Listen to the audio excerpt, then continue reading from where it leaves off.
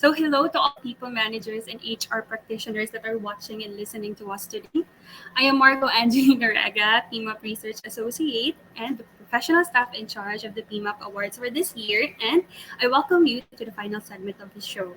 In the Perk Your Heart, we talk about health and wellness, and with us today is a perfect guest, one of the winners of the People Program of the Year Award, the Cardinal Santos Medical Center. And to represent the company, we have their Vice President and Head of Human Resource, the ever gorgeous Miss Lucky Diaz. Hi, Miss Lucky. Hi, Margot. Good afternoon. Good afternoon to Good all your afternoon, viewers. ma'am. This is not our first conversation. Definitely not. Yes, Nice to see you again. yes, ma'am. Before anything else, ma'am, Miss Lucky, please introduce yourself to our viewers. Yes, good afternoon, everyone. My name is Lucky Diaz, and I'm the Vice President and Head of Human Resources of Cardinal Santos Medical Center. Yeah, so we are very much excited to have this conversation with you, Miss Lucky, and to get the ball rolling, of course, for the benefit of those who weren't able to watch the showcasing during the Mhm. PMAP annual conference. You might share with us what was the People Program of the Year entry of Cardinal Santos that has won the People Program of the Year award. Yes, so for Cardinal, our entry for the talent development category would be the Philippine Center for Advanced Surgery, Minimally Invasive Surgery Training Center. No? So it's really a center that we have established in May of 2014, primarily dedicated to training our surgeons, our nurses, and allied health professionals in the practice of advanced surgery, particularly what you call MIS or minimally invasive surgery or laparoscopic surgery. No? So it's the surgery where you put only about 1 to 4 small incisions in the abdomen, and then they put in like a camera inside, and the doctor would look at the screen and then operate no, on a particular patient. So it's minimally invasive as opposed to general surgery where you truly open up no, yung abdomen ng isang tao. So it is a good advanced practice in surgery because it means lesser hospital stay in terms of number of days of recuperation. It's much more precise because of the use of camera during the surgery, and also because lesser infection kasi hindi ganun kalaki yung butas. No? So that was the entry that we had for a People Program of the Year 2022. Basically, Miss Lucky, what motivated Cardinal Santos to develop this kind of program? Yes. The PICAS MIS Training Center program was actually, as far as everybody in Cardinal is concerned, it's really an alignment of an alignment and a fulfillment of our vision and our mission. No? You see, in Cardinal, our vision is to be the hospital of choice, providing excellent healthcare and also providing world-class medical training. No? All of the hospital, we are in the service industry, and we're only as good as our doctors, our nurses, and our allied health professionals. No? So if you will really look at it, developing our doctors, our nurses, our staff is really key no, to the sustainability of our operations. No? So that's why embedded in our vision is not only the provision of quality healthcare, but also the propagation no, of providing world-class medical training. So MIS, or the advanced techniques in surgery, is actually the dream was really to give Filipinos access to better healthcare. No? So advanced surgery is being practiced in most advanced countries in the world. And our doctors, our leaders at the time thought of how do we influence bringing about this advanced practice here locally. And the best way to do that really is to train and educate more surgeons, more doctors, more nurses in the practice of advanced surgery so that they in turn can prescribe this to their patients who will be needing this procedure. So that's why the establishment of that center, as I've mentioned earlier, is a fulfillment of our vision and also our mission, because there are 4 pillars in our mission, Margot. No? The first one would really be to provide expertise in the fields of cardiology, neurosurgery, oncology, minimally invasive surgery, and also rehabilitation medicine. No? So nakasama doon yung minimally invasive surgery. So we really have a responsibility to propagate expertise in that field. No? The second pillar in our mission is really to be responsible for our patients' our physicians, our partners, and of course our people, our employees, no? And being responsible to them or for them does not only mean giving them the provisions,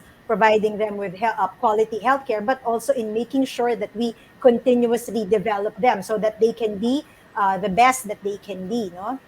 The third pillar in our mission is really to create value for all our stakeholders and to ensure continuous or sustainable growth for our organization. And finally, to proactively address the needs of the communities that we serve. So the idea or the motivation behind coming up with the PICAS MIS Training Center is all embedded in our vision and our mission.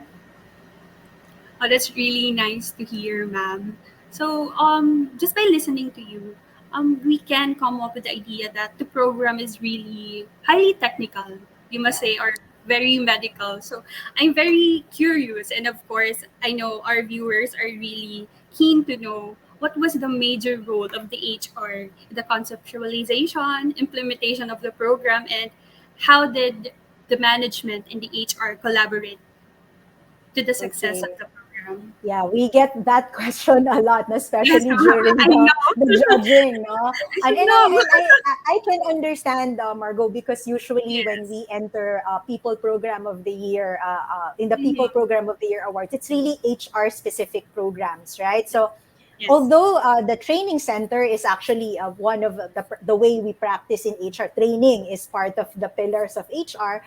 This is really a strategic initiative of the organization. So the decision to come up with a training center is not solely an HR functional idea. It was really a strategic intent of the organization that all of the functions in the organization had to align and subscribe to and help implement. No? But to be very particular about the role of HR in Cardinal Human Resource, me as a division head, I sit in the senior management committee. So part of the people who made those decisions at that time includes the HR function. No? Second would be really we saw HR's role as as a strategic enabler, because once we decided on this particular initiative, definitely the understanding is every aspect of the organization must align and support and ensure that whatever it is we intended truly is executed well, no? And that we really ensure that the objectives that we have set are also achieved. So when I joined Cardinal also in 2014, that was the time that we are operationalizing the unit. So we worked with the group of Dr. Allen and of course our medical director in coming up with the right structure for their organization, in recruiting for the talents. I remember one of the it was the first time I had experience, for example, recruiting for a veterinarian, no, which was required for the PICAS MIS Training Center, because they were dealing with porcine, no, live porcine in the training. No? So we have to have a veterinarian on board, no, developing the job descriptions, ensuring that people were on board before we started the training. We with it, everything that there, and we provided it, no, together of course with our doctors, with the executive director of PICAS. And then over the years that role has evolved also, because we also became apart from a strategic enabler, we are a strategic partner to the PICAS MIS Training Center, because we send our nurses to training in PICAS MIS Training Center, particularly nurses in our operating room, because they're the ones assigned to assist, no, the doctors during surgeries. That not only the nurses, even our technicians, no, and our allied health professionals are also sent into training. In 2019, when we were experiencing a lot of nurse migration abroad, we sort of discussed this. We sat down with the executive director of PICAS MIS, because at that time, Dr. Allen and his team would have a lot of affiliations with hospitals all over the world. No? So we said, Dr. Allen, can we work together through your partners, that we will be able to send some of our nurses abroad so that they can also train. So instead of going abroad, we send them abroad to train and to get immersed and to experience. So that will also help them become better, no, when they come back in Cardinal, and maybe also teach, no. So we became partners, so, and we were able to send several nurses, no. I think we were able to send three at that time, no. It's just that the pandemic happened, so we had, when the borders closed down, no, we had to, that program needed to take a back seat, and that's why that's right now we are trying to resume that, no. Also during the pandemic, Margot, one of the, a lot of people thought that the hospitals, were doing so well during the pandemic, right? Because everybody wanted to be inside the Yes. hospital, especially those battling COVID, no? But actually, the main challenge at that time was people were afraid to go to the hospital because they Mm-hmm. were fearful that they would get the COVID virus here, right? So they would get infected here. And so people did not know that, of course, we were dealing with COVID. We were treating patients who are infected with COVID, but we are still also a hospital. We continue to operate. We continue to do checkups, the things that we used to do, the non-COVID cases, so to speak. No, but because of fear, people would not go to the hospital, and so we devised. No, and this was a partnership between HR, marketing, and our medical team, no, our medical division. Now, we said, during the pandemic, because of people's fear, inordinate fear of COVID, there must be a way that we will be talking to our patients or the general public differently. So we coined the Webicon, it's a Webicon, it's a webinar and a press conference. So in the Webicon, we talked about both COVID and non-COVID topics, right? So the first procedures, that life-saving services, we call them life-saving services, that we discussed in that Webicon was minimally invasive surgery, because surgery, Margot, is elective, di ba? So kung hindi pa puputok yung appendix mo, hindi ka naman pupunta ng ER, hindi ba? So usually you defer it or you schedule it. No? So we felt, okay, why don't we use this time to educate people more about the life-saving services that they probably don't know about, but we have in Cardinal. No? So we invited members of the press also, because we believe that when you have the press there, they would be asking the right questions, and that they can speak more about the services that we do in Cardinal. And so that's also a partnership, no, that we did with Dr. Allen and the MIS Training Center. And finally, I think the key role that HR also played in this particular program or initiative would really be to be an advocate and a champion, right? Because this is not the first program, the PMAP People Program of the Year Award is not the first program or contest that we participated in, making PICAS MIS Training Center as an entry. We participated in the Asian Hospital Management Awards under talent development category as well, using this program. And the people who put together the write up, coming up with the materials, that was also HR in partnership with PICAS MI. So it's a very good working relationship in the hospital. And being an advocate is also, I believe, our role, not only in HR, but as a member of management, as a member of our caring Cardinal community, is to speak well about the life-saving services that we have in the hospital. And take note, Margot, no, during the pandemic in August 2020, I myself, no, I'm a good advocate because I myself experienced minimally invasive surgery, because at that time I underwent lap appendectomy. No, so instead of mahabang hiwa, no, to take out my appendix, no, so it was done through a single port, no, single incision in the belly button, done by my surgeon, Dr. Allen Buenafe, the executive director. So may perks din naman, no, yung aming That's partnership true. and good working relationship.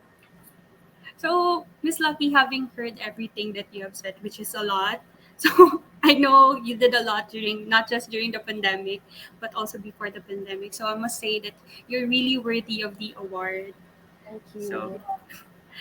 ma'am, may I ask, how was the awards experience for you for the Cardinal Santos Medical Center? Yeah, it was a very good experience. It has always been a very good experience. As you know, Margot, this is our second PMAP award. We were very privileged and fortunate enough to have been accorded the Employer of the Year award in 2016. Yeah. And it was a very challenging experience, but it was also a pleasant one, right? But Yes.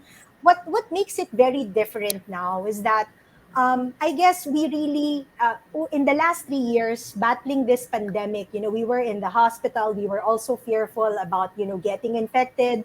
And can you imagine the challenge of, motivating your employees to come to work when most people would not go out of their homes, right? And the nurses and the doctors needed to come here so that we can continue to serve and care for people when they needed us the most, right? So it was a pleasant experience because at that time we felt that a lot of things are being said about the hospital. You look at our healthcare workers as heroes, and we said, why don't we tell them our story, right? Why don't we tell them our story of stories of ordinary people doing extraordinary things every day during the pandemic, and even before the pandemic, and even after the pandemic. And so we thought, what are the programs that are working, right? Both COVID and non-COVID, and then why don't we join? Because when we join, we have the unique opportunity to tell that story, right? And we are shining the light on people in the hospital, both those that you see, those you were able to interview, and those in the background. Because this is really something that the entire organization can be behind, right? So apart from battling the pandemic, it was a new challenge. It's sort of coming together for a different initiative, for a different program. And so we thank you, Margaux. We thank you, ED, the judges, everybody from PMAP, because you came here. Most people, when we invite them to come over, As our final message, can I ask you for a short, very brief message to those who aspire to have their own People Program of the Year award for the next cycle of the PMAP Awards? yes. So, first, to my fellow practitioners in HR, fellow practitioners of management, I really believe that participating in programs such as what the PMAP Awards is really very good, no, because we have a responsibility to learn, right? First and foremost, we have a responsibility to learn. So when we join PMAP, we join the conferences, and when we look at the best practices, we are able to update our skills, expand our insights, right? But it shouldn't stop there, right? We also have a responsibility to be better, because when you learn something, you're supposed to practice it, you're supposed to learn from it, and it's supposed to make you better, and it's supposed to benefit the organizations that we are part of. And I think finally is that we have a responsibility to propagate that learning also by sharing our best practices with other individuals, with other organizations. And the best way to do that is by participating in the PMAP Awards, right? Beyond winning, I think the experience itself is very good because you're able to put your initiative, your best practice, so to speak, in a different lens. You're able to share it with a greater body, and you become better at it, and you're also giving your people, your team, your organizations something to rally behind, right? And at the end of the day, it's also about telling your unique stories, right? Because I'm sure all of us have a lot of unique initiatives, unique stories that we can share and we can all learn from. So just do it. Yes. Thank you so much, Miss Lucky, for this very wonderful conversation. I hope we had more time, but truly we have learned a lot from your company, and we appreciate your company's advocacy to make our medical workforce more equipped. Thank you Thank very you so much, much, Margot, ma'am. and congratulations. Thank you. That's it, guys. This has been Margaux Norega, your segment host for Perk Your Heart. Back to you, Miss Joanne.